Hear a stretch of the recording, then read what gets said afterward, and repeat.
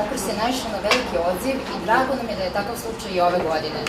Naime, od 394 prijavljenih, njih 348 su predali radove. Zahvaljujemo i ove godine fakultetima u Srbiji, Infostudu i brojnim drugim udruženjima i pojedincima koji su, podržavši naš projekat, doprineli uspešnosti konkursa. O pobednicima konkursa odlučivao je žiri u sastavu: Zlatica Đokić, predsednik komisije, Petar Albutina, Natoša Ćorac, Tatjana Čomić i Nevena Čović. Zamolila bi sad i predala reč Zlatici Đokić, predsednika komisije, da obrazloži odluku žirija. Drugu godinu zaredom Službeni glasnik raspisao je konkurs za najbolju kratku priču za studente. Kao i prethodne godine, konkurs je bio tematizovan, a nakon analize prispelih sadržaja, sa potpunom odgovornošću možemo da kažemo kako je tema vreme, kao najmanji zajednički imenitelj svih prispelih tekstova, pobudila ogromno interesovanje koje je rezultiralo nesumnjivim kvalitetom. U čak 348 priča moguće je locirati najdivergentnija, ponekad čak i oprečna poetička stremljenja, koja govore u prilog odluci Službenog glasnika da još jednom pruži priliku mladim autorima, onoj tragično zapostavljenoj generaciji stvaralaca, ali i zapostavljenom žanru čiji su potencijali nepresušni.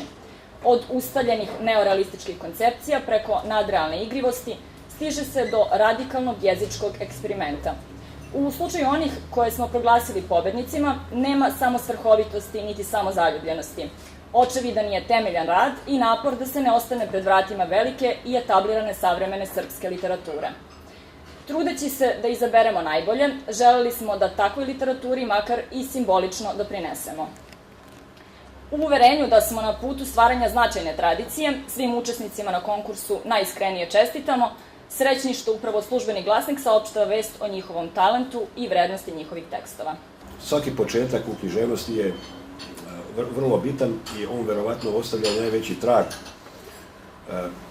u budućem bavljenju.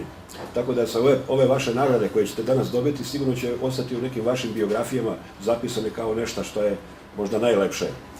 Naravno, ja vam želim posle ovih nagrada još više nagrada, želim još više priča i želim da skoro, da dugo ne čekate na svoje prve knjige. Prva knjiga je Posebna radost. Ona naznačava ulazak u književnost mladih autora, ali druga knjiga čini mi se još je bitnije, jer se s time potvrđuje ili ne potvrđuje talent. Ove vaše priče koje ste poslali na konkurs bit će takođe objavljene i ove godine u ovako jednoj lepoj knjizi za sajam knjiga, kao što je prošle godine, ne znam, to pretpostavljam da ste videli, verovatno. I to je to. Ja vam želim uspeh u pisanju, uspeh u životu, ali i u studiranju. Vi ste se uhvatili, da tako kažem, da pišete priču. Priča je možda najteža književna forma i tu se zaista pokazuje talenat. Znači, čitajte, pišite i budite svoji.